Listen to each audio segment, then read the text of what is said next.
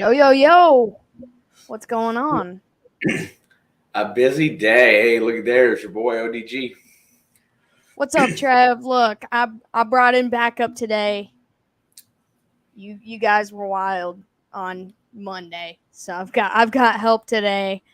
So we're going to go over to this last week of what I didn't think anything was going to get crazier than week 1, and then week 2 came, and I got my head I've been scratching my head thinking about it. It's been a wacky week, man.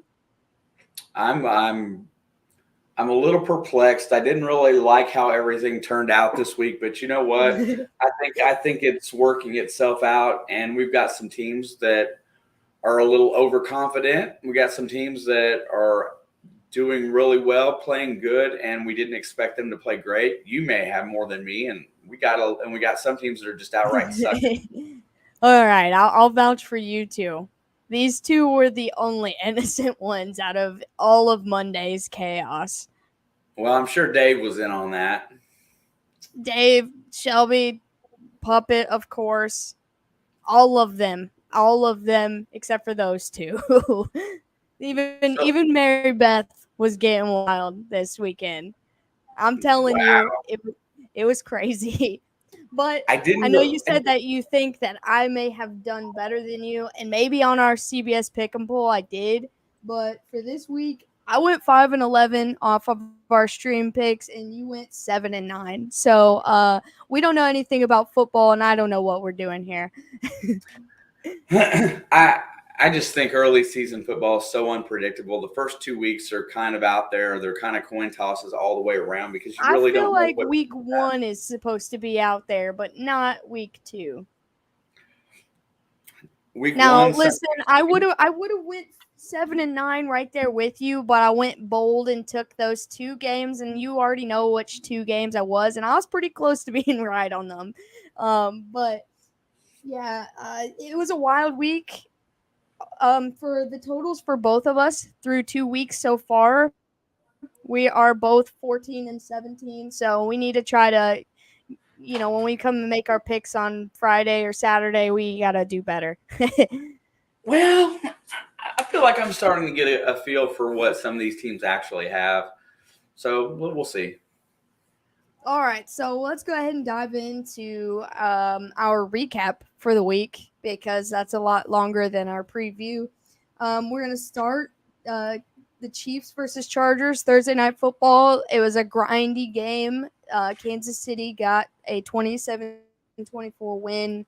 Justin Herbert did get injured at the end of that, but I don't think Justin Herbert getting injured affected the outcome of that game because he played elite after injury. He was making passes that I didn't think he could because at one point he ran the ball and he couldn't even pick his head up and just threw it into the ground. So, I mean, I don't really think that completely changed the outcome of the game. But it was a hard fought battle. And like I say, every year when the Chiefs play the Chargers, I get nervous. And this Chargers team's getting better, so that's not going to go away. Not gonna lie, the game was a little bit closer than what I thought it would be. Uh, Chargers actually was going down with a chance to win that game, and man, oh, I got plenty of thoughts on that. ODG, we'll get Yeah. there. We'll get there in due time. Yeah, Trevor, we'll get there. We're going in order of all the games played. So the Bengals were around 4 o'clock last week, or this week. So it'll be a minute, but we'll get there. Yeah, that game is exactly as close as I thought it was going to be. I thought there'd be more points scored. So a bonus to both of these teams is both of their defenses overperformed, in my opinion, from where I thought it would be in this specific matchup. I'm not saying for their whole season. I'm not saying for who they, play against in the future, but playing against each other, both defenses overperformed where I had them at. Just because, like I said, this matchup's always a nightmare. Whether the Chiefs are the best team in the league and the Chargers are the worst, or vice versa, it's always a nightmare, and that's just I'm still I'm it I is what still it feel like is. I still feel like that NFL, NFC or AFC West is a little tighter than what what we really want to believe. I know Las Vegas is 0-2, but I think they're close to being able to really compete hardcore. I mean, 75% of the AFC West is tight knit. There's one little suspect team in there, and we'll get to them pretty soon. Yeah, first-year head coach, and that can happen with a new coach too. That's why I'm not going to say that they're going to be horrible, but I don't think they have what they thought they had. I don't know. What do you think? I was going to ask you what you actually thought of, Evans going after Lattimore. I love the rivalry. I mean, it's literally not even the first time Evans has gotten thrown out playing against Lattimore. Like, this is an ongoing thing. This is hilarious to me.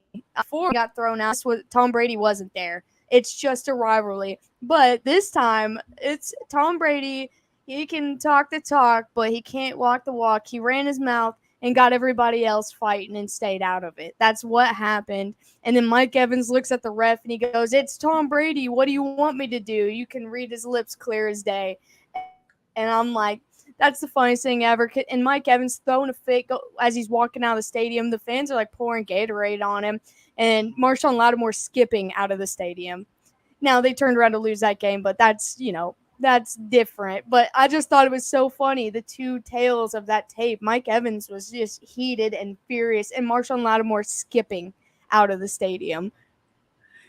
But he knows he didn't do anything. Yeah, I can't wait to talk about that game too, because there's a few things about that game.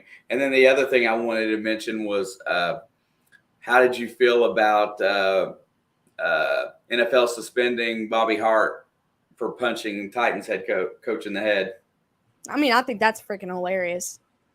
That is top 10 hilarious moments of why people get suspended. Like, punching a coach is legendary. He didn't do it. Why'd you punch him? But the only suspension I got on my mind right now is the Willie Gay suspension, and I still think it's horrible, man. Like, it just feels like they're trying to set the Chiefs up for something, man. They're gonna miss the Raiders game. He's gonna miss the Bucs game, and now he's gonna miss the Bills game, which is probably our biggest game of the year outside of the division. And they waited until week 2, after week 2, to, pull this suspension out and give it to him. It happened in January during last season. Like, the other season was still happening, and it was settled and resolved in court July 21st. And they waited until halfway through week 2 to throw a suspension at him. I don't buy that that's how things are supposed to go. Like, yeah, they've made it perfectly clear that they're not going to issue any punishments until they've weighted things all the way through, and they're and that's their BS about how they want to go about and do that. But I think that he broke a vacuum and punched a wall. He broke a vacuum and punched a wall and got arrested for it because his kid was in the ICU and his baby wouldn't let him see her. Like, he didn't hurt anybody. Like, give her money for a new vacuum and fix her wall and call it a day. What does that have to do with football? Like, Deshaun Watson got 11 games, with all that going on. Tom Brady only got 4 games for the whole deflate gate, 4 games for breaking a vacuum seems a little obscure for something that happened during the last NFL season, which it should have, affected then, not now. I know they wait until the court's over with to issue punishment, but it ended July 21st. In the court, everything was resolved. Check mark, done, next case. It was over. And then they wait until halfway through September. I guess Deshaun Watson took precedent. I don't know. I mean, yeah, but they still check that out. But when he comes back week 11, they're going to throw a fit, and somehow he's not going to play any game other than the Houston game this year. I just feel like he'll come back, play the Houston game. Everyone's going to be like, we're uncomfortable. And then he's going to be out for the rest of the year because they just want him to play against Houston. Yeah, he got arrested for, whatever. Just because he caused a commotion, essentially. If property damage. but he didn't damage that many things. He broke a vacuum, man, and he didn't hurt nobody. Yeah, see, I they're think the waiting biggest, until after the season to deal with Alvin Kamara, and that happened the weekend of the Pro Bowl. you know, I think the main thing to take out of this is the NFL is definitely inconsistent on handing out punishment. Crafty said, "Dang, I'm as late as the Colts offense." Nah, Oh, you're not that late, bro. I think you beat the Colts offense here. But anyway, let's move on to game number 2 of this week, which was one of the 3 miraculous comeback games. The Dolphins and Ravens. Dolphins win 42-38. Lamar was their offense. He was their everything. They've got some injuries on the defense, but, they had like a 30-point lead in the fourth quarter, and Tua comes back, throws 6 touchdowns in this game, 2 to Waddle, 2 to Hill. And now they think they're the best team in football. This is one of those pretenders or contenders. A lot of people in the chat have been telling me, the Dolphins are the real deal. Well, we'll see next week. They play Buffalo. We'll talk about that in a couple days. But it was a great comeback. It was a great, play, like offensive play designed for the whole day. They started out behind, once they got settled in, they came back and won. Settled in. Too high. I mean, come on. Well, look, let's take the bigger story here is Baltimore melting down in the fourth quarter when there should have been no way in heck that happened. The craziest thing about it is they're blaming Lamar. It's not Lamar's fault that they put up 36 points in the second half of the game, Lamar played out of his mind. I mean, the story is the first 2 quarters of the game, fresh, ready to go. They only put up 7 points. And they only got 7 more in the third quarter. Baltimore just completely melted down in the fourth quarter. Those throws were nothing special. This is the most important thing right here is the Ravens took their foot off the gas, and Buffalo won't do that. I think that sums it up right there. That's what happened. They slowed down. I mean, they did, like I said, the Ravens are dealing with some injury. Most of it's on their, their backside, on their defense. They've got some running backs in and out, but, they, all in all, they just slowed down. Like, they should have kept pushing the football. Not every coach or team likes to just keep running up the score, but, with these teams in the AFC, you have to.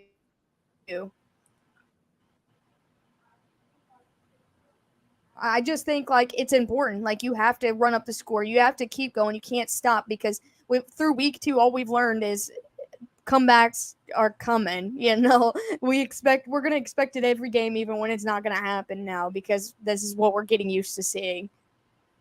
Yeah, but anybody that wants to blame Lamar, 21 that's the dumbest thing I've ever heard. 318, 3 touchdowns, a QBR of 142. 9 rushes, 119 with a long of 79 and a touchdown. He was responsible for 4 touchdowns by himself. That's what I'm saying. I mean, Mahomes gets the same hate. I hear it every day on Twitter.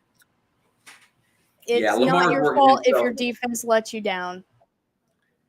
Yeah, you can't. What happened to that defense in the second half? It is quarterbacks.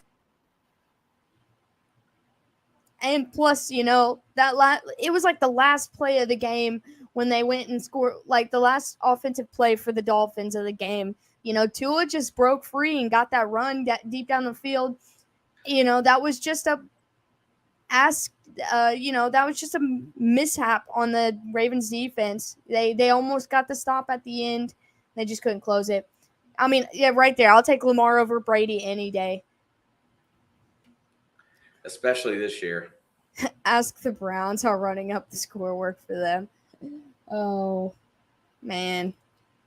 But, I mean, it was a great game. I didn't get to watch all of it because that's the worst part about these 1 o'clock games is, I'm at work a lot of them. And so I have the ability to see all of the games if I'm not doing anything. But it never fails. I'll be there all day long and nothing will happen. But as soon as 1 o'clock hits, everything decides to happen at the casino. And I don't have as much time as I'd like to. but that was one of the better 1:00 games. You know, good job. I'll give the Dolphins a clap for coming back. But I'm still not sold. Like I've been saying that from the beginning of the year. They're 2-0, but they're 2-0 against a divisional opponent that is still trying to find an offensive identity. Period. And two, the Ravens is a legitimate win, and that's where I'm gonna give them a little bit of credit. But after week 3, we'll know where they really stand, in my opinion. Yeah, So that much else to say. also we both took the Ravens on that game, which I feel like is understandable. But game number 3, since they brought up the Browns in the chat, the Browns fell short to the Jets 31-30. Joe Flacco, this team just mounted a comeback in the fourth quarter. Joe Flacco threw for 4 touchdowns.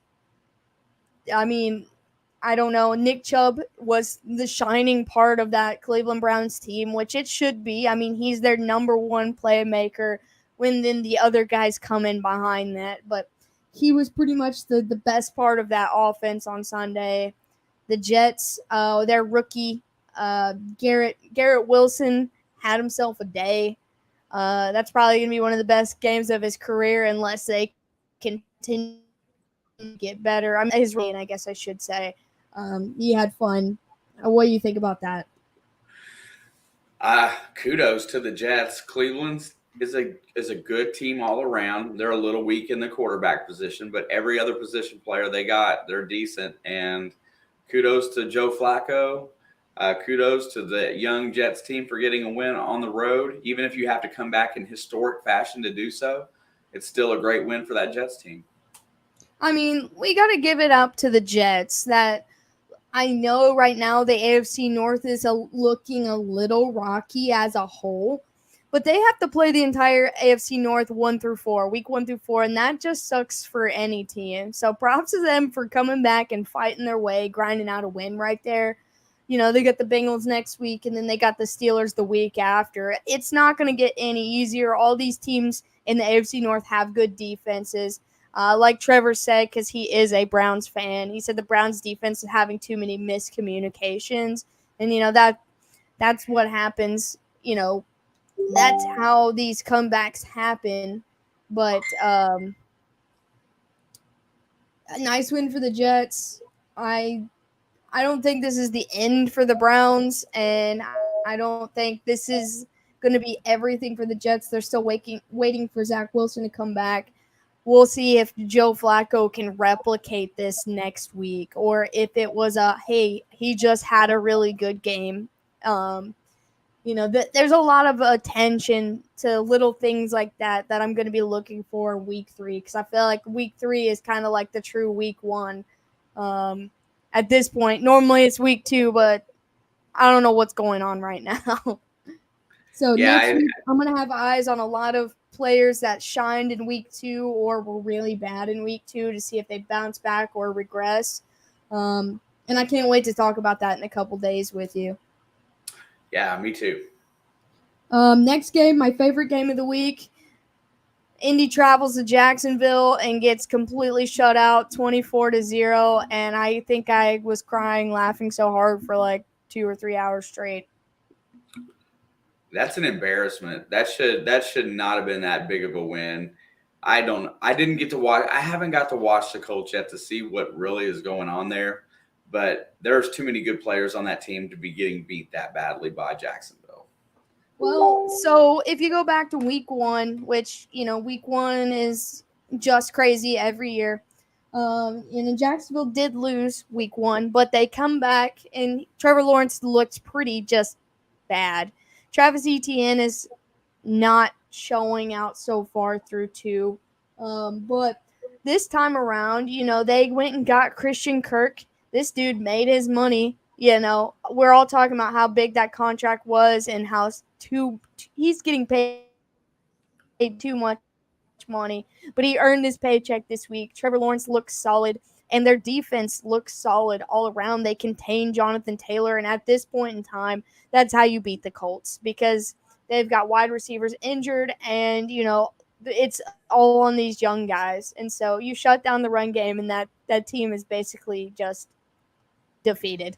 Now, granted, the Colts have not won in Jacksonville since like 2014, but streaks are made to be broken. Look, the Browns got a win on week 1 for the first time since like 03 or 04. It happens. They'll beat that eventually, but I don't think that the Colts have any sort of offensive game plan. I think the main thing I can take out of this game is the performance of Trevor Lawrence. No mistakes, 25 for 30, 235, and 2 touchdowns. That's what he needs to do to win, to be successful. I mean, think about it. They've got some good guys. That's a fairly good roster. That running game. Yeah, I mean, Travis Etienne hasn't panned out, and I'm not going to call him a bust just yet, but that's funny. But, they still got James Robinson, and he's one of those guys that I think is underrated and has been underrated from the day he made it to the league. And, I'm always that's my guy. I've been cheering for him. He went undrafted. He's been doing well. They've got a lot of good weapons in the wide receiver column as well. They might surprise people. I mean, they're 2-0. They're the only team in their division with one, or they're 1-1, 2-0, 1-1, and they're the only team in the division with a single win through 2. They might turn our heads this year. I didn't think this was going to be their year, but I knew that they were at least going to be a problem. Yeah, and you look at this roster, it's not that different from last year. The main difference is Doug Peterson is there. Doug Peterson, they went and got Trayvon Walker, who's been looking fairly good thus far. Was hurt, Pittman was out, and Shaq Leonard's still out. Yeah, what's up, Dabney? It's nice to see you, by the way. I think Shaq Leonard's going to help them out quite a bit once he makes his return.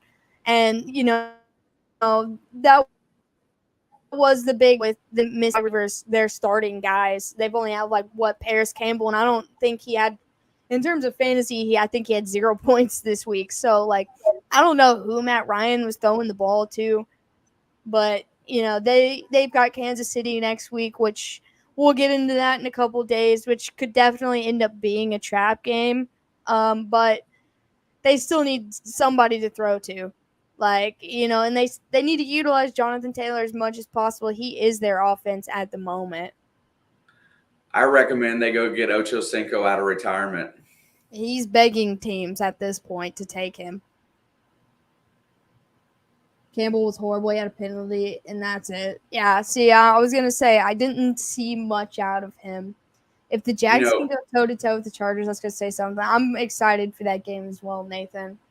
The only other thing I want to say about Indy is at this rate, they may clean house with the coaching staff by the middle of the season. Oh, I definitely think Reich, if he doesn't turn the season around immediately, he's not going to last very long throughout the year. Moving on to the game we wanted to talk about, or you were excited to talk about.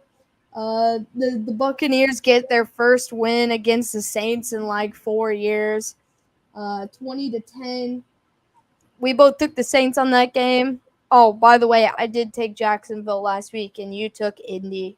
But I just want to throw that out there because I was trying to keep that. I missed that.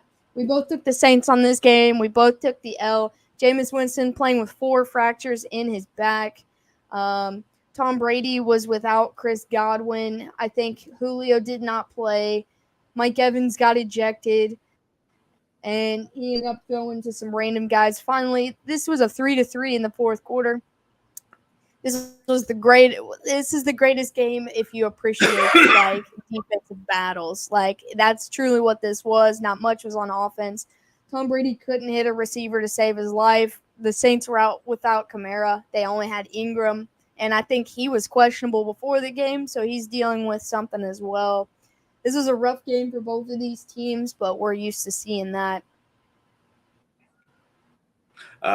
Crafty wants to know if the Bucs have the best D in the league. Right now, it looks like for the first 2 games, they're going to be really close. They'll be top 5.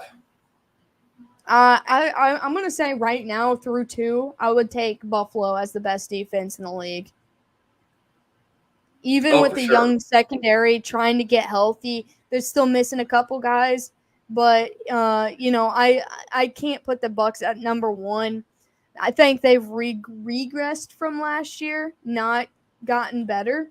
Plus, they just lost a defensive tackle with a plantar fasciitis. Is that how do you say that? Plantar fasciitis, yes. Fasciitis. Yeah, they lost one of their defensive tackles. I think Buffalo easily takes the cake right now. Oh, for sure. I think Buffalo's. I think right now 20 points on them. I think Buffalo right now is the most well-rounded team in the NFL at this point. And we were saying that last year as well. I mean, I think Buffalo's continuing better. But to finish this game off on my end, all I want to say is this game was deadlocked going into the fourth quarter, and it took dumb stuff to blow it open. And Listen, I don't want to be that guy, but it took Brady screaming at the ref, everyone getting upset and fighting, to the refs to start throwing flags in the fourth quarter. Look, Winston made some bad throws, but there were also some bad calls. Like, I'm not going to excuse his turnovers. I don't even know if I believe that he should have played at all. Like, four fractures on his back, I don't know. This game's not indicative of what will be the next one when next time they play in Tampa Bay. I guarantee it'll be closer. I mean, it ended up being a 2-score game at the end of this, but that wasn't until the last 8 minutes of the game. So yeah, I think it'll still be a close game. Either Winston will be healthy or we'll have Andy Dalton in there, one or the other. And I'm looking forward to that matchup. Dalton can function in that offense pretty well because it's really set up for his type of arm. Yeah, Trevor said Brady's showing the age. I've seen him do more with less. I agree completely. Well, he couldn't catch anything. He couldn't connect with any of his receivers until right there at the end. He gets that touchdown. He hasn't been an effective piece of that offense in, I don't know, forever, because he was gone and they re-signed him. So they also, fun fact, I don't know if you heard about this, recently added Cole Beasley to the practice squad following Mike Evans' suspension. So, the slant passes Brady likes to throw is coming back in full effect next week. Fair enough. And this was a very boring game, but we both were incorrect. Or actually, we were both right, and I miscounted us by 1. We both took the Giants versus Panthers. For some reason, I put X's on our names, but I just overlooked that completely. So I went 6-10, 8-8. Woo! 500. Let's go. I'll take 500. But so that means our overall is 15-16, 500.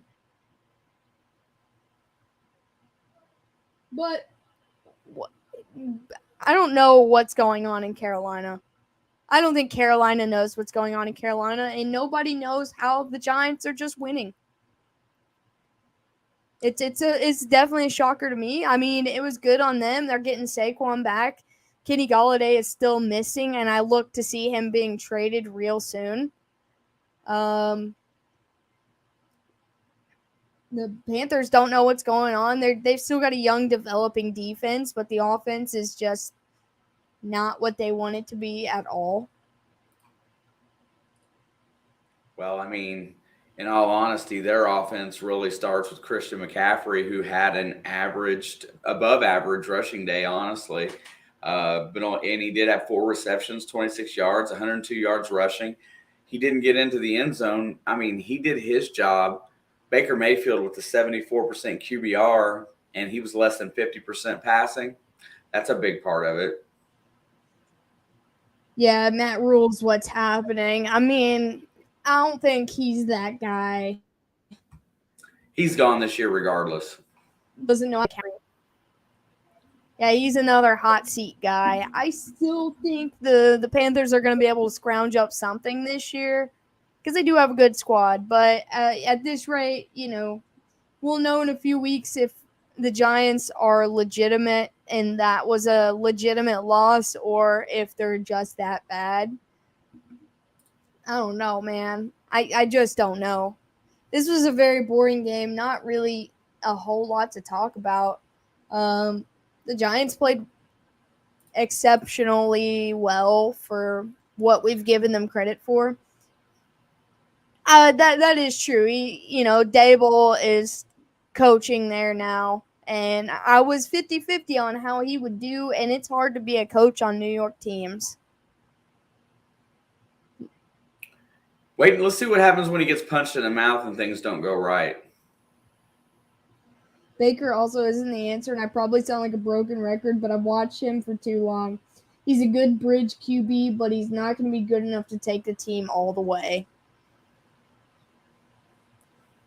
I think that's a fair assumption. Yeah, me too, for sure. If Barkley can stay healthy, watch out. I know that the real true test is going to be the Eagles-Giants matchup, and we're going to get to see it twice. So I'm looking forward to that. But like I said, I don't have really anything to say about this game. Saquon's looking better. Kenny Golladay is absent. And there's just a big fat question mark on every part of the play right now. Here's another slower defensive game, but these are two teams that are still trying to find an offensive identity. The Steelers face the Patriots. The Patriots come away with a 17-14 win. What did I pick?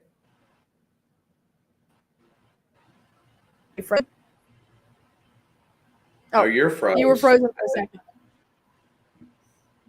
What did I pick in this game? We both took Pittsburgh. Yeah, home field advantage. They still don't have any real offense. Both of these teams are going to struggle to find wins this year.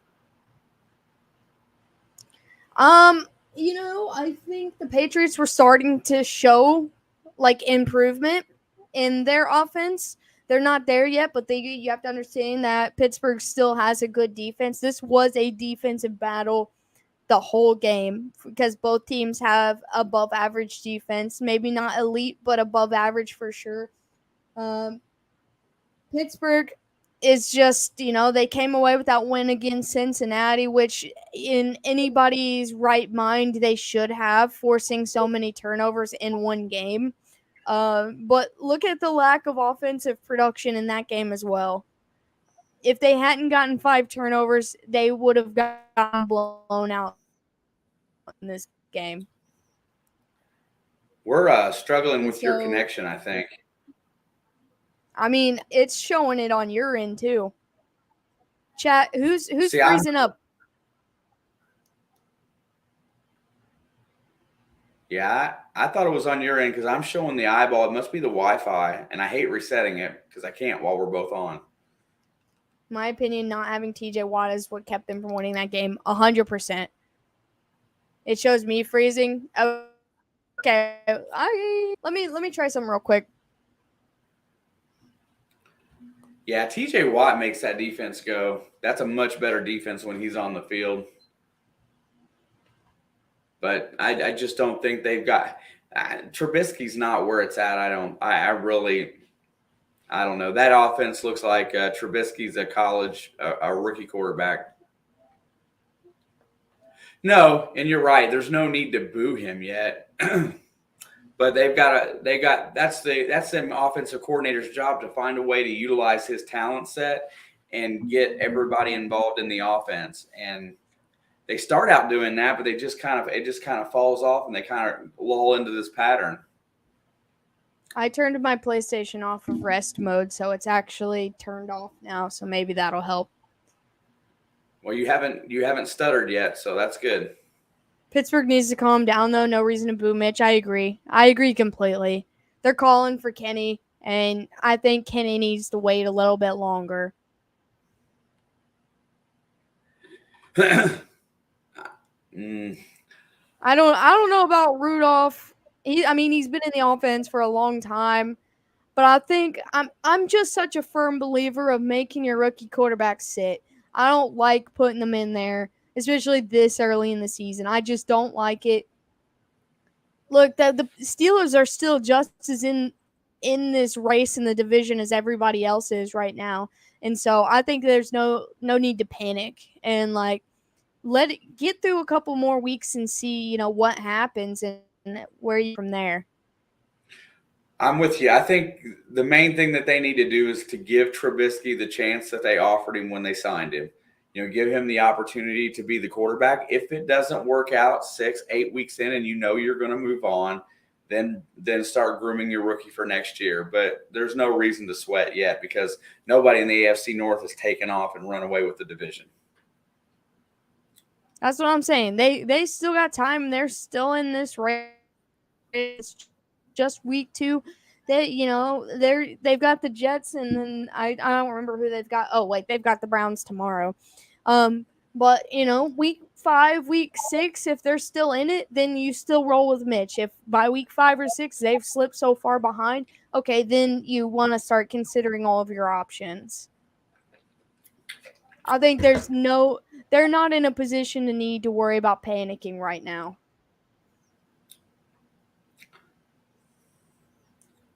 What's next? All right, next game on the slate. The Lions face the Commanders. They come away with the win, 36-27. They hold off Washington roaring back, trying to come back in that game. Commanders hadn't been completely absent. If the Commanders hadn't been completely absent on offense, then in the first half, this might have been an even closer game than it was. But this Lions offense has been incredibly well. They've done incredibly well. Their rookie number 1 pick, Aiden Hudson, came away with 3 sacks in the first half. Their defense is clicking. They've got a little bit more work to fine-tune their defense, but their offense is, busting right where they need to be. I can't wait to see them get other guys involved like TJ Hawkinson, but DeAndre froze. And I think she's completely froze right now. But yeah, till she comes back here. I don't know what's wrong with the thing. There you go. Oh, are you there? I don't know what's going on. I haven't had this much issue before. I'm not sure. What I was saying was, what? I'm saying the connection shows stable. That's why I don't understand. Yeah, I don't know. But what I was saying was I can't wait to see him get guys like TJ Hawkinson involved. And they've got their rookie wideout that's not made it to being able to play yet. And Jameson Williams, the guy who tore his ACL in the title game last year. So you think about when they start utilizing those pieces on top of what they already have. Look, I already knew Detroit was going to be a problem this year. But this team looks like they've got so much promise. Yeah, that's one of my favorite teams to watch right now. Is that I just love what they're doing in Detroit. I'm excited to watch them play. They're that underdog that you can't help but be excited for. I enjoy Washington, and I've always kind of just given them my support in the NFC. But I was definitely rooting for a Lions win here. Jared Goff played a really good game. Washington has been a mixed bag so far. You know, we got in a really good elite game from Carson Wentz in week 1, and then week 2, like I said, there was no offense in the first half. So, I mean, that's partially a Carson Wentz thing, and that's partially the Washington's been trying to figure themselves out as well a little bit.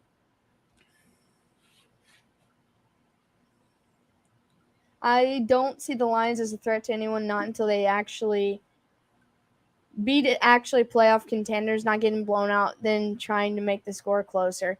I think that Washington is a playoff contender, though. That, I mean, it's just a personal preference. I do believe that, though, especially with the Cowboys slipping. I know they got a win last week, but I still think they're going to slip. Yeah, I don't think Campbell makes them go. Yeah, dude, I love that guy. Seriously. What? Yeah, I don't think Washington's too much of a threat right now. Not right now. I think, you know, if all their ducks get lined up as season progresses, I think they're easily, you know, able to win 10 games. What's up, Puppet? There he is. Master of Chaos. Master of Chaos. The next one's an interesting story. 49ers, Seahawks, 49ers win 27-7. Trey Lance breaks his ankle, which is, you know, that really sucks for a young, you know, quarterback like that. But, you know, Mr. Jimmy G gets to come right back where he left off last year. Geno Smith gets cooled off after his win in Denver. And, you know, the Niners get a big win, bounce back after losing to the Bears. And I think the 49ers just got so much better with Jimmy G back in the reins. Definitely more balanced. You know, Trey Lance is still a project. They knew that. They knew they would have ups and downs. But you're not going to find out this year because it's going to be the Jimmy G show. Back to the NFC West crown. Jimmy G going to get paid. He probably is, especially if he takes their team into the playoffs and wins at least one game. He's going to get a paycheck somewhere, probably either Indianapolis or Seattle at this point. Maybe even Carolina. I don't know what's going to happen there, man. That's a quarterback carousel. You know, talking about a quarterback carousel, you think after a while maybe it's not the quarterback's fault? I don't even know why they drafted Trey Lance when they did. No, I'm talking about Carolina. Oh, yeah, it's going to stay a carousel. Like, it's just been a nonstop quarterback carousel, but, like, when do they stop?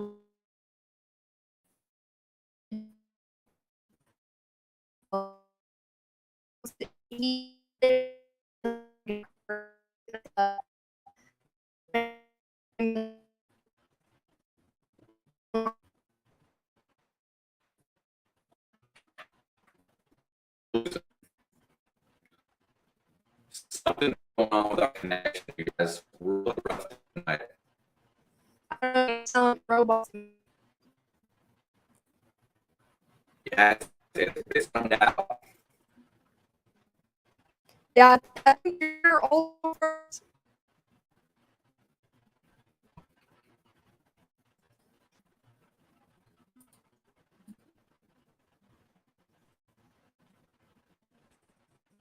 Yo. Hell.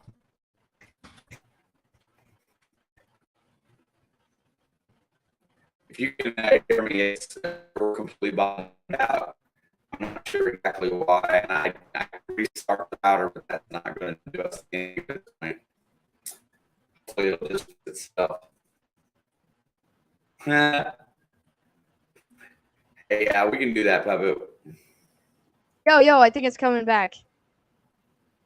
Okay. I don't know what is going on today. Not sure. I mean, like I said, if I restart it, I know it'll fix itself, but we'll lose out. I'm gonna pop out and pop back in real quick. Okay. This is all Puppet's fault. I was fine until he got here. And then he showed up, And then my side of the connection went to crap too. Still says our connection is unstable. Not sure why. I pay for. Here we go. Here comes Alex back.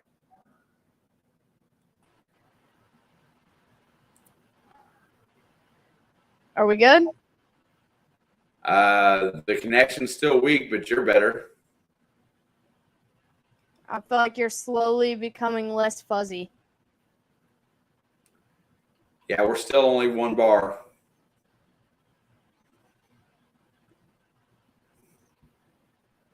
Let's try to work our way through a little bit if we can. Okay, chat has to keep us updated if this starts acting up. But yeah, anyway, Niners, Seahawks. Jimmy G is probably going to take them to the playoffs now. We'll see what happens with the Seahawks. They're back where I put them at. But anyway, next game, the Rams take on the Falcons. And Whoa. the Rams nearly blow a 28-3 lead. I know, right? You know, it's everything that could go wrong just kept going wrong. Cooper Kupp fumbled the football. You know, if Marcus Mariota hadn't made one bad decision and had that interception, this might have been a different game. Yeah, I agree. This Rams team has got some issues right now, and a lot of it is, I think a lot of it starts out with Von Miller not being there anymore. That defense is just back to average. Yeah, I mean, as a Rams fan, I feel like it's very confusing right now. It's a very confusing time, and they're just like, wait a second, we just won a Super Bowl. Why do we look so bad? But remember last year at the trade deadline when they got Von Miller, they were struggling then. They were. And I do remember. Von Miller was that stabilizing factor on defense, and then they took off. They're back to being that same team. They'll contend for a bunch of wins, but they're probably only going to win about 50% of their games like this. So Crafty says, are the Falcons deceptively good or the Rams just bad? I think both. Both. Yeah. I definitely think both. Look, a big problem of the Falcons is they're not utilizing Kyle Pitts at all. But they do have Cordell Patterson and their rookie Drake London, who are all making plays. You know, if you're able to use Kyle Pitts as more than a distraction, he's going to get you those yards. He can be an end zone target. He's going to help you move the ball. You spread it out between three guys instead of two, your offense opens up a lot more, and they're going to score a lot more points. Their defense really hasn't been, like, as bad as people would think. You know, I think that this team is going to not do anything this year, but I think they're going to be one of those headache teams for sure, and they're going to come away with some big wins that people aren't going to think is possible. And they nearly did it on Sunday. That's why I took the Falcons this week, because I saw it.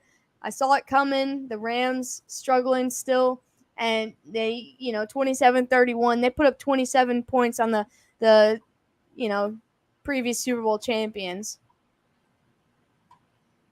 Hey, I agree with everything you just said. That's the problem with you and I agreeing so much or being so much alike. Sports Cat says, I've taken over this chat and no one will stop me. Well, I could stop you. Weddle was a big factor in the Rams D as well. I don't think they win the championship game versus the Niners if Weddle didn't make some crucial stops. Yeah, didn't he come out of retirement just to join that team? Yes, ma'am. Oh, yeah, I did see that they got A.J. Terrell. I didn't know about him, though. But, yeah, the Falcons are getting better. They're starting to do things right.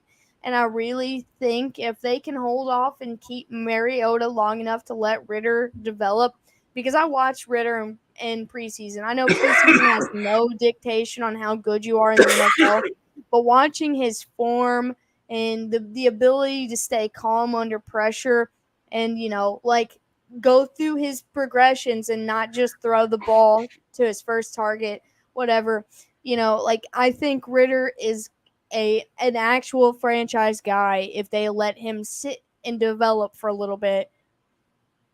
Well, he played in the most complex offense, and for the quarterbacks that were drafted this year, he knows what he's doing, and he just needs time to develop. Marcus Mariota in that position is a great spot because he's capable of being a starter, and he's really very capable of grooming a young quarterback. I think Atlanta made some really good choices here, and they will get better as the season goes on. Matthew Stafford, he's got to not throw them picks. If he turns the ball over less, this game's probably not as close. People seem to forget that Matthew Stafford was tied last year with Trevor Lawrence for the most interceptions thrown. So, I mean, this is nothing new. Nothing new. Nathan said Desmond is going to be so good. I can't wait. Like, seriously, there was one specific moment in one of their preseason games because I only watched one and I couldn't tell you which one it was. I think they were against the Jets. But he made this play, and the way he stepped up in the pocket and just the way his entire body looked as he made that throw, it was just like, wow, this guy, as long as they don't ruin his career, is going to be a star. Like, it was that moment, that, like, one little glimpse of the future you got to see. And I was like, wow, I cannot wait to watch this guy play professional football. And Mariota's the perfect coach because they're the same quarterback. What's up, Ben? I hope you're doing well. Also, thanks for coming in with us. Next game on the slate. My second pick of the upset that did not come true. The Broncos and Texans. Final score 16-9. Broncos get a late fourth quarter touchdown to secure the dub. I just think both of these teams are struggling. I think Denver doesn't have as much reason to struggle, so I think Nathaniel Hackett might be the problem. Houston, they just don't have enough on the offensive line to compete offensively.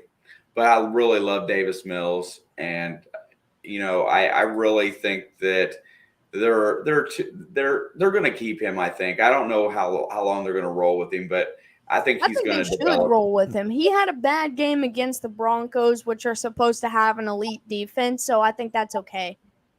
Like, I really think that's okay to struggle against a good defense at a young quarterback who was thrown into a situation that, he wasn't really ready for the NFL when he got to the NFL. And so, yeah, he said the Texans are an enigma right now. Like, I don't know what's going on, but, like, I feel like they're going to sneak in some big, like, upsets, and it's going to be, like, everyone's going to be like, whoa. And I'm like, they're building. They're not great. They're not bad. They're not great, but they're building, and they're, I think, they give Davis Mills one or two more reliable targets with Brandon Cooks, and they could just, like, go off, I didn't ban him. I put him in timeout. Oh, I see that. I couldn't read anybody's chat because it was going so fast. Haha, Sports Cat, timeout. Broncos look terrible, but a lot of it is coaching. I agree. There's Sports Cat's other account. Hey, and the other thing is that the other problem that Houston did have in that game was their running game is not stellar at this point in time, and Denver does have a pretty good rush D, so that really put everything on Davis Mills. And Brandon Cooks is pretty good. Nico Collins played pretty well for them, but there's a lot of receivers in there that are really just not top notch. Yeah, I mean, Brandon Cooks is a top 10 receiver, and nobody can change my mind about that, but he can't do it all by himself. I can't wait to see them sneak another couple wins, and they haven't won yet, but they tied with the Colts, and that's inevitably a win for them. But I can't wait to see him sneak some wins in. Hackett is just not as good as he thinks he is. I saw a meme with Nathaniel Hackett, and it was like when you lie on your job application and you actually get the job. What's next? The one that Nathan doesn't want to talk about, Raiders And the Cardinals get a 29-23 win in overtime. Spicy fried chicken sounds good right now. That is a fact. Spicy fried chicken sounds very good. Yeah. So I'm not sure what's going on with Vegas at this point in time. They played well enough to win. They had everything going their way. And then I don't really know what happened. I mean, I think this could also be another taking your foot off the gas moment. Fair. They had over a double-digit lead, and then they didn't score any more points while the Cardinals came back. Yeah, they only scored the 3 points until the very end of the game, I think. Or no, they only scored 3 points in the whole second half. I mean, that's the problem right there. This is a Kansas City versus Cincinnati last year, twice. I still don't think the Cardinals are that good. I don't think so either. I think they'll struggle next week against LA. I don't think they're a good football team. I think they're average at best. And I think we have to remember that Vegas does have a new head coach as well. And there's growing pains. I'm not like the Broncos kind of growing pains, but there's 3 playoff teams from last year in the AFC with no wins right now. Tennessee, the Raiders, and the Bengals. And the Steelers. Oh, wait, they do have a win. I forgot about that. Cardinals are overrated. Not having D-Hop is hurting them on offense. Yeah, that's why I was hoping they'd go 0-6 to start the season. I don't know. I don't think that Vegas is bad by any means. But I just feel like, when we're going to get to this game in a little bit, but, talking about the Vikings and Eagles game, Justin Jefferson targeted up against Darius Slay. It wasn't working, but he kept trying to do it. They want to focus that on, around Devontae Adams. I mean, I get it. I do. It's just like Tyreek Hill with Miami. They're going to want to focus on him. But, they did have some things go wrong. Hunter Renfrow had 2 fumbles in that game. I just feel like everything that could have went wrong in that second half went wrong for them. And I think they'll be fine. I don't know. I just feel like this was just a bad game. And the Chargers are an actual formidable opponent, so that's not a loss to hang your head on. Nope. Vegas is bad. That's what happens when you steal players from teams. Yeah, that's what I'm saying. I mean, look, Justin Jefferson had a terrible game too. And Kirk Cousins kept throwing the ball his way, and it ended up in Darius Slay's hand most of the time and not Justin Jefferson's. Yeah, this was just horrible the way that it turned out. That made me sick to my stomach, honestly. Let's go on. I mean, as a football fan, I loved watching the ending of that game. And, it doesn't hurt my feelings personally because the Raiders are in my division. And, the Raiders and Chargers and Broncos are supposed to whoop up on the Chiefs all season long. So, it didn't hurt my feelings. But as a football fan, I was, excited because I like the exciting last-minute blow-up plays. Kyler Murray had the ball in his hand for, 20 seconds on that 2-point conversion. And plus, I just like watching Murray run around like a little toddler that stole something. But I think the Raiders will bounce back. They're one of those 0-2 teams that I don't think should be 0-2. No, let's go to the next one. Well, here's your game. Joe Burrow gets beat by Cooper Rush and gets sacked 700 times on a last-minute field goal. I got 2 words. I think they're overconfident to start this season, and I think the offensive line might have been a little bit overrated for what they got. I mean, I don't want to say overrated because no one said that this is going to be the best offensive line in football, but they did say it was going to be better. Much And improved. the overconfidence, yes, they were AFC champions when they only won like 2 games the year before. I mean, I understand where they're getting this confidence, but they have to remember that they'll come back to reality next week.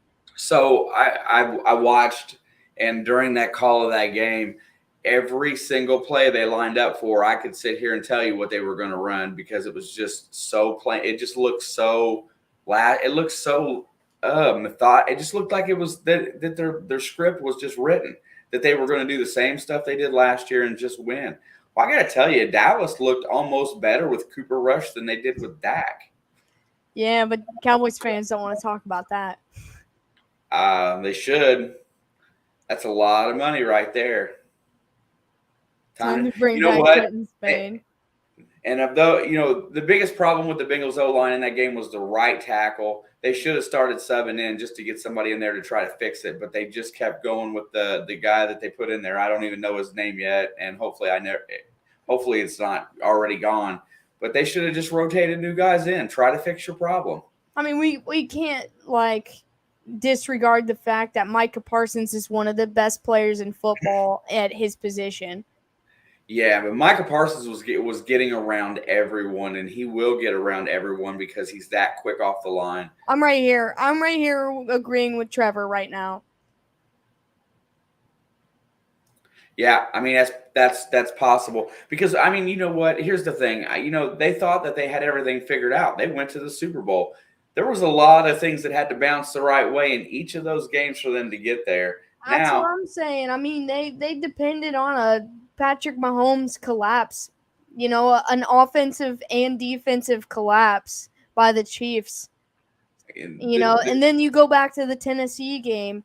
They got sacked like 7 billion times, and their defense stepped up and got what a turnover that changed that game. The Raiders, I think the same thing. There was an interception on like the 2-yard line or something like that saved a touchdown. A lot of things went right for him to get there, and you have to think about how broken that division was last year as well. You had Ben Roethlisberger, which was basically a corpse with like one heartbeat per minute running around trying to throw the football and couldn't do it with no offensive line. You have Baltimore, who had over 50% of their starting roster on the IR. And then you had Cleveland, whose defense was elite, but Baker Mayfield was hurt and wouldn't sit down. I feel like if they brought Case Keenum in there, they might have won the division at how the division was playing out last year. yeah, So I just feel like go ahead. No, I'm not discrediting the Bengals team at all for last year. They did go to the Super Bowl. They did win their division. We were there the moment they did it, but they have to understand that not every year is going to be written like it was scripted for them to win because of everything going around in their division. Like they got their playoff spot because everyone else was just bad. Yeah, and so this and week Baltimore still was this close. These other teams were still right there. And that's not like they're getting themselves blown out. They're just not playing. I don't think they updated their playbook. I don't think they did anything different. I think they went in with the same approach, thinking they'd get the same result. And these teams prepared for that. So if they don't change something this week, they'll go to the Jets and they'll be 0-3 because they're going to have to go in there and play. They're going to have to. I don't think it's panic mode for Cincinnati. But if the Jets come in and win this game next week, then I think it's going to be like fire back under Zach Taylor's butt. Like everyone was like, okay, like the year before they went to the Super Bowl, Joe Burrow went down, lost his knee for the year, and he got the get out of jail free card because Joe Burrow was hurt. This year, then they go to the Super Bowl. Okay, his job's miraculously saved. But then they come back, and if they start the season 0-3, those talks are going to start coming back up real quick. And they either change things, or he's probably not going to make it as long as they thought he was going to. Yeah, they've got a lot of things they need to change around before they're going to be back. They've got a great roster. That offensive line is got talent on it. They do have an issue at right tackle still. I know that's the next one they're going to address. All these comments are hitting right now. All these teams got better, and the Bengals are staying the same. Like their roster improved, but they haven't changed anything. And then right here is the worry for the Bengals. Like, they think they're going to steamroll them and bounce back this week, but the Jets just come off this massive win of a divisional opponent of the Bengals. They're going to think, okay, we were 1-1 in the North, but we came off a massive comeback, scored 31 points, and we're going to come up here and just wreak havoc. Because, like, the secondary for the Jets might not be the best, but their defensive line is pretty good. And so there isn't concern until they lose, but this is a winnable game for Cincinnati, just like last week was a winnable game, and even the Pittsburgh game was winnable, just the turnover. They lost the turnover battle. I think they need to settle down, reevaluate where they're at, and maybe start exploring more options than just what they're used to. I believe the light at the end of the tunnel is that they've not played good football, but they've had the opportunity to win both of their games so far. I mean, one-score games. They kept it one score, and that was the story of Detroit Lions last year, and then it was almost all their games were one score that they lost. The Bengals will be fine as long as they don't break Joe Burrow. Like, that is the only major concern. Like, do you trust Brandon Allen to go to the Super Bowl? No, but you do trust Joe Burrow, so keep him on his feet. Yep, I agree. I think that's the one and only issue that they need to focus on right now. Because if he's on his feet longer, he's less likely to make mistakes, and he's got more time to make a better decision. Is the next game Chicago? Yep, Sunday Night Football.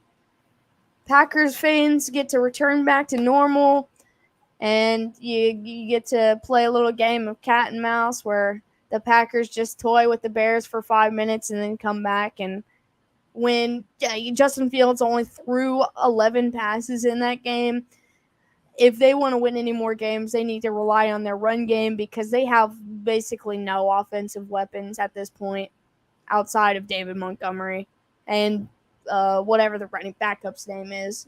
Where is Mooney been? He's not playing well at all. Oh, well, there you go. He's just not been playing well. I mean, I hate that guy's name. Equanimous St. Brown is playing fairly well. Justin Fields don't have enough time to throw the football. And if he does, he's getting chased, so he ends up keeping and running himself. Well, I'll tell you what. The one thing they've thrown like 26 passes in 2 games total. Well, that's probably because they don't want him to. But Aaron Rodgers, when Aaron Jones is on the go and doing well, Aaron Rodgers is pretty much unstoppable, to be fair. Aaron Jones is a monster. A.J. Dillon played well. They got some of their receivers. Sammy Watkins had 3 catches for 80 yards or something like that. They got Lazard back. They're working on getting their offensive line back. The Packers are just in an adjustment period, but things are getting back to normal for them. And kudos for Sammy Watkins, 3 catches, 93 yards. 93. I knew it was somewhere around there. I want to see that guy do well no matter where he plays. I can't help it. Oh, yeah, that's my boy. I love that guy. That's why when we were in here, Sunday Night Football streaming, that's where I was at. I was just rooting for him, like, go, go, go. Yeah, they did. The Packers do need David Bakhtiari. Other than that, they're getting back on track. Okay, we got to roll. Okay, doubleheader Monday Night Football. Bills blow out the Titans. Ryan Tannehill gets benched. Malik Willis comes in. Nice to see Malik Willis get a few snaps. We saw Case Keenum play.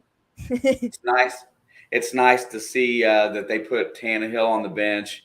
The writing's on the wall. Tannehill probably won't be there next year unless you can think of some way that he can salvage his mentality. Dumpster fire division. That's all I got to say about that. Heck yeah. There's not much else to say there. The Bills are probably the most balanced team in the NFL right now, at least through 2 games. There's a lot of other teams that are 2-0 that are playing really well, but so far they look the most stable. Doesn't mean they're going to stay there, but they were the most ready to play, I think, overall. And we'll see when they get a tougher opponent. But Tennessee could have gave them a fit, and they just didn't. And last game on the slate, my favorite 2-0 NFC team, the Philadelphia Eagles, put the hurt on Minnesota. Philadelphia Eagles is a very complete-looking football team. Going to the Super Bowl. They got that secondary that's elite. I think that they're legit. I mean, and you took Minnesota this week. I know. I took Minnesota because I wanted to see Minnesota win. I really did. Kirk Cousins on Monday Night Football is like putting a 5-year-old into an NFL game and expecting him to be God. But both of these teams are going to compete all year, I'm pretty sure. Oh, Lamar will get a new contract, Jonathan. He's just playing this game right now, and he's winning. He's winning his own game. He's in total control. The one thing you can say about Philadelphia is that their defense looked stellar in that game. Cousins don't play well on Monday unless it's against the Bears. Yeah, Cousins is like 7-1 against the Bears as a Viking, but he's like 2-10 on Monday Night Football. But yeah, Eagles are going to the Super Bowl. The Vikings will finish with a worse record than the Lions, and that is just they have the number one receiver in the league, in my opinion, in Justin Jefferson. And like as of right now, through one, not through two, because Darius Slay is the number one receiver in the league right now. But yeah, I knew the Vikings were going to lose that game. That's just the way history goes. But our last bit on the agenda is tomorrow night, Thursday Night Football. AFC North matches up. Pittsburgh taking on the Cleveland Browns. I believe this game is being played in Cleveland. What's your first thoughts? I haven't really looked at it. First thoughts really comes down to, can Cleveland maintain the lead that that they are capable of getting, and can they score on that Pittsburgh defense? It's going to be an under 20-point game. I think it's going to be something like 17-14.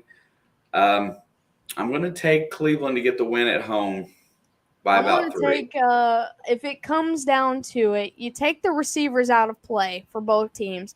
Nick Chubb or Najee Harris. Look, Najee's my boy, and Nick Chubb is the GOAT. But Nick Chubb's going to win that battle, which inevitably is going to win them this game.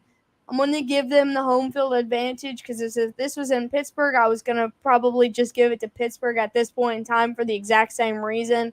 But I'm just a little confused about Pittsburgh's offense, and so are they. They've got a lot of good pieces. They just don't know how to use them yet. And Brissett hasn't been looking horrible.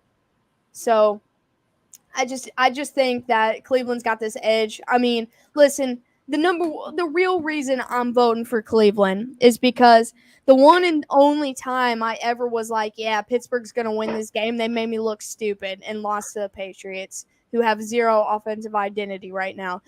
So they lost their chance. Instead of 3 strikes, they got 1 strike. They're out. I hate Pittsburgh. End of story. Everybody hates Pittsburgh. And, I've only had 2 Pittsburgh fans come in this channel and say anything to me, and both times I got to tell them how big of a loser they were because their team just choked in front of me. So I'm giving Cleveland the edge because they're at home, but I'm going to give Cleveland the edge because I hate Pittsburgh also. And I feel like a lot of people in this chat right now are okay with that. For sure. All right, so our first pick of week 3, we're on the same page. We're picking Cleveland. We'll be back. So if there's anybody that has anything else to say about this game, go ahead and say it now. But I'm going to wrap this thing up. So tomorrow night, for anybody who wants to come watch this is going to be a very slow, grindy defensive game. It's not going to be a high-scoring, balls flying everywhere type of game. So if you're looking for that, then don't even turn your TV on. But we will be here tomorrow. Well, I'll be here tomorrow streaming that game. It's probably at 8:15, so I'll be on here probably around 8 o'clock, 8:10, I don't know, 5-10 minutes before the game starts, and we can get in here and get excited about it. Trevor's our only Cleveland fan in here today, so good luck tomorrow. But other than that, Friday or Saturday, we'll be in here for our week 3 picks, and we are going to go through all of the other, 15 games that we've got this weekend coming up. We've only got one game on Monday Night Football, so it'll be a little bit easier. Balls to the walls, absolutely. I don't really know what you're referring to, but yes, 100%. Thanks for the stream. Enjoy the rest of your night. Stay safe. Much love to everybody in the chat right now. If you guys have fantasy football, make sure you set your lineups tonight. Don't forget, high-scoring game, here I come. Man, if this is a high-scoring game, I absolutely cannot wait. I mean, I hope for that, but I know better. We've done these two teams on primetime last year, and it was the same thing, just a different set of quarterbacks. Look, if you got a game between Jacoby Brissett and Mitch Trubisky on, I don't know. If they had TJ Watt, I might be leaning more towards Pittsburgh, but they don't, and so I can't. But that's all I got for tonight. You got anything else? Gotta go. All right, gotta go. Well, I'll see everybody in here tomorrow night. Have fun. I'm about to I already put a tab or a poll in the community tab, so go ahead and vote on that game, and we'll see what Puppet. Tomorrow. Oh, what do you say? He said no thanks for the $1. Thank you, Puppet. I didn't see it. I didn't see it this time, but thank you, Puppet. You're the best per usual. You're the best, most chaotic person in here. Much love to Puppet. It just depends, How our weekend work? Stuff. It might end up being Saturday. I don't know. We'll see. It might end up being a video. I don't know. We'll figure it out. But you guys will know tomorrow night for sure. But he's got to roll, so I can't drag this on anymore. Much love to everybody, and we will see you tomorrow. Peace.